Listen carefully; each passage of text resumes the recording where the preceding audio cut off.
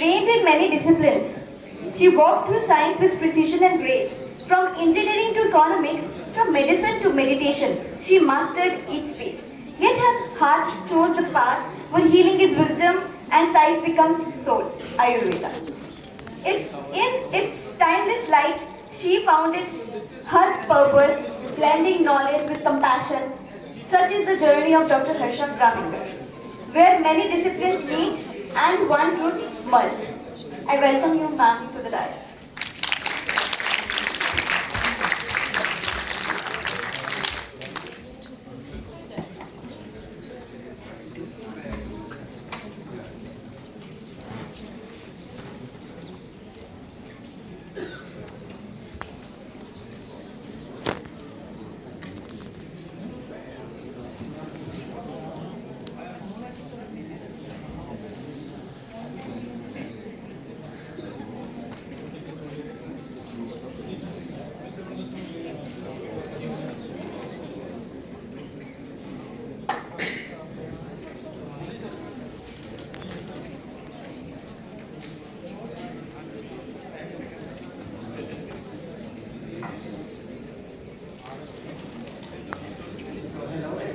So I would like to take you with me into the European perspective on globalization and future pathways. I would like to take you in a corner where you expect Ayurveda the least. I want to take you to an example how to integrate Ayurveda in other corners, and in this example to a good psychiatry in a hospital in Saxony in Germany. It's a public hospital. It's a public hospital, and I would say in Europe we are now taking out Ayurveda out of the infancy into integrative medicine, into hospitals. So it comes out of the wellness corner, and we need to all come out of the wellness corner because Ayurveda is really valuable and it deserves to be seen in the medical field. This will be a good start. This example will be a good start for international cooperations, for more research to the right level where Ayurveda has to be. It cannot be only in the Ayurvedic field, and we have listened before that Ayurveda needs to be in the integrative medicine as well. And what is better to integrate into the conventional medicine than Ayurveda, because we have this whole system of health. It is about health and it's not about disease, as you know. So we would like to balance the traditional authenticity with modern quality, safety and efficacy. That's what we need.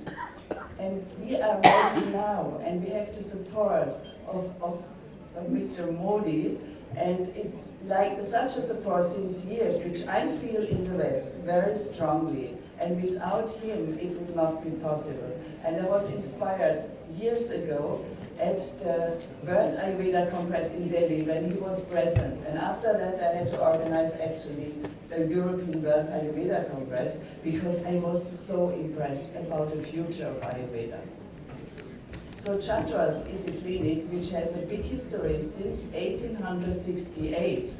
It was a leading psychiatric hospital, and it was even in the kingdom time of Saxony when it was the leader in psychiatry. And it's still the leader because it's the first hospital in the world where Ayurveda got integrated. And we are very grateful to Professor Dr.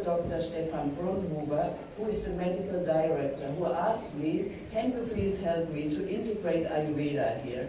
So he is a person, he is not only a psychiatrist, he's a sociologist, he's an economist, and he has a mechanical background. He was even repairing cars first. And he is a member of the Club of Rome, and he had the idea, we can go further from naturopathy. We need to put something on top. It can be Ayurveda, and we had a discussion over 2 hours, and he's the man who decides in 1 minute. But we were so enthusiastic about the project, we thought, okay, you do it. Okay, you tell me I do it, and I do it. So Already in the hospital was occupational therapy, physiotherapy, acupuncture, osteopathy, psychotherapy, a little bit of yoga and meditation, and then should come in Ayurveda. Ayurveda, you cannot put from top to down as a system. It is impossible. So some doctors had the idea, okay, it's a different kind of massage. Then I was there to teach them over the years and to make them look what Ayurveda is. Not over the years, I could teach them over 1 year. So I had the time to do that. So how I see in psychiatry is like people get disturbed. You know the 7 levels of perception in Ayurveda. And of course, every level can be disturbed, particularly in trauma.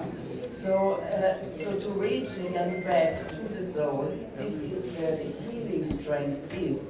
And you think there is a possibility with psychodrugs or psychotherapy? No, there isn't. We can't reach there. It's only with Ayurveda we can do that. And you can see this on the picture. We have, with Ayurveda, we have the nutrition. Ayurvedic nutrition, you know, everybody takes medicine, they have bowel movement in the psychiatry.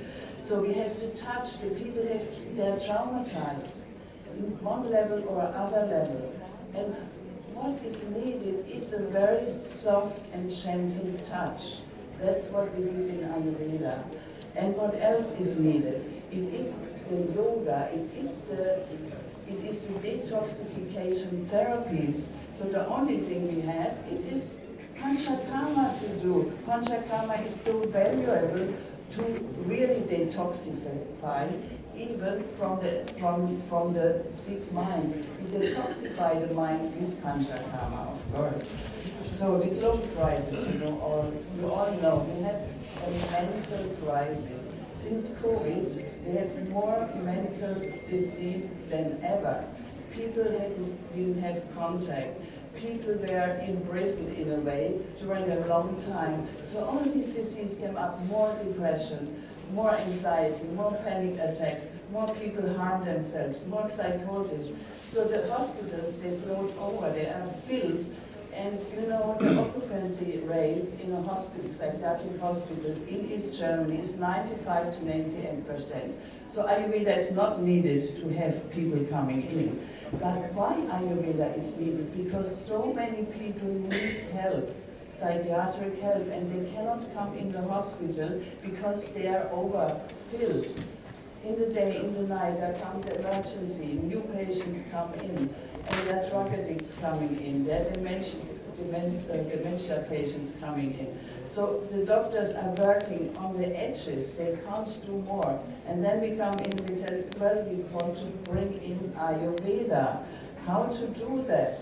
How to bring an Ayurveda when the people don't have time? The psychiatrist says, thank you, we got everything we need to, you know, patient comes in, they need to diagnose which medicine to give, which therapies to give, in a split second, in a way.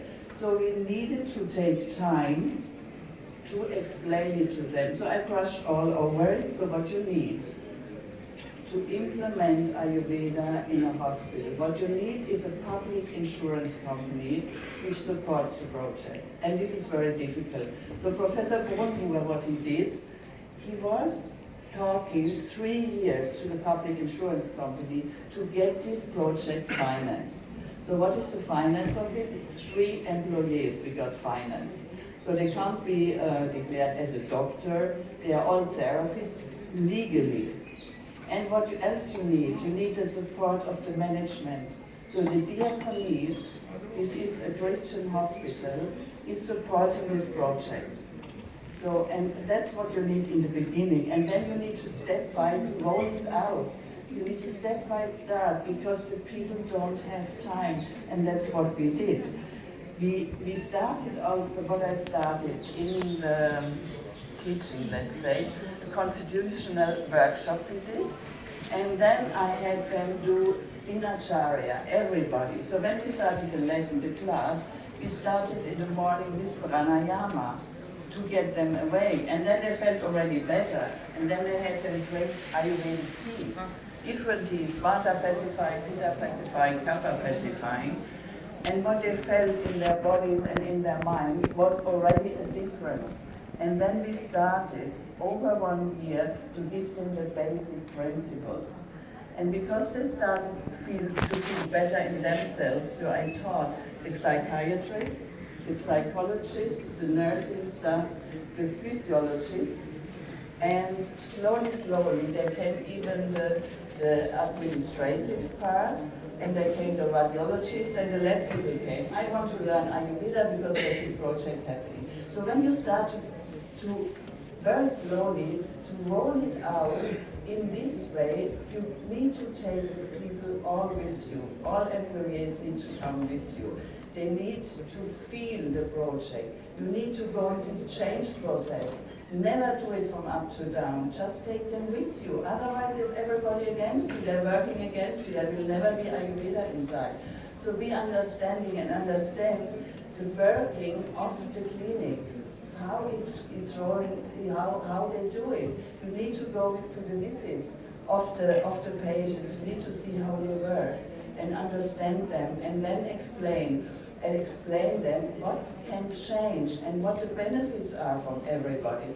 So this is my favorite one.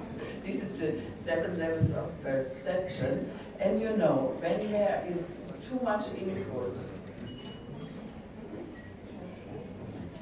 when you have too much input, then already your senses are a little bit covered, clouded. When your mind, your feelings, if you have a trauma, and this is in the psychiatric patients, then they are overwhelmed with their feelings. So this is just an example how it is, and you go down, and that's why I told only Panchakarma can help in this. So this is the trauma explanation, how trauma works and how you need to cure it. So that's why the psychiatric patients come back again and again, and after 3 weeks, after 1 month, after 3 months, because they're never cured. But with Panchakarma, we have the chance that they find back their Ankara, they find back their Atman, and there lies the cure. Because then the new patients can come in because the other patients are healed. Until now, there is no healing psychiatry. They have a lifelong, they take their medicines and they go out and they come back. So this is a way to go forward. So I have an example here of anxiety and panic attacks, but you all know, because you're in the field of Ayurveda, you know what it is, how you look at it. So I give you an example how the concept works there in the clinic. So the concept works like this. The psychiatrist is examining the patient, and he will decide together with the patient if the patient is ready to go or he wants to go into the Ayurvedic ward. In the Ayurvedic ward, the Ayurvedic doctor is examining him and then deciding the program. In the first week, there is, of course, inner and outer oleation, as it is usually, and Virechana. In the second week, they have already more psychotherapy, group therapy, and individual therapy. And of course, they will have the visits together, the Ayurvedic doctor with the medical specialists of the field, and they will discuss. And when there's something happening, each day there is a conference together with the Ayurvedic doctor. And in the second week, in the third week, there comes more nasya and more enema detoxifications. So, and after, in the fourth week, they have again more psychotherapy. And what they realize already is, when the patient is undergoing this treatment, the psychotherapy is completely a different level. People are open, they want to work on their psychological problems, they feel more themselves. You can lesser the medication. It is a completely different story what we have, and the success in this story is that more people can come in the psychiatric hospital and get treatment. You know how many young people now are there in the psychiatry? They're cutting themselves, they're hurting themselves. More and more people. It's unbelievable. So, and they cannot come in the psychiatric treatment because there is no space. So Ayurveda is absolutely needed. And what we need in Germany, for example, is Vaidyas who speak German. That's very important because can you imagine a psychiatric hospital without a language you can't work. So, and that was the most difficult thing for me, to find the right person, the right Vaidya, and the right therapist who can interact with psychiatric patients. And for every hospital where we go in, so this is just an example, is please be sensitive and look at what is there. What is the state now and where it can be, and collaborate. We need to collaborate together to make such projects happen and have them really successful. So till now, 1,000 treatments were given. And you know who were the most skeptic in the whole process were the psychologists. Psychologists told, well, we do psychotherapy. And psychotherapy is needed all the time, and without us, nothing is happening in psychiatry. And you know this Ayurveda thing, it's a nice example. Okay, let's them do it, let them do it, but we are the ones who cure the patient. And you know, the psychologists were the first ones who saw, my God, these patients are different. We can recognize who is coming from Ayurveda, who had treatments already, and they are completely different. They're engaging in the therapy, so they are more light, more there, more present. So okay, they were completely convinced and were very happy. So what I wanted to tell in a short way is that go out, go in hospitals, talk with the medical directors, and don't give up. Always go ahead. And if you get a no, go again. If you get the next no, go again and make your dream true. And let's go to, in all the hospitals with integrative medicine, in all the fields, if it's dermatology, if it's cancer, if it's gynecology, if it's inner medicine, if it's surgery, our place is in every hospital, and please make it happen together with me. Thank you very much.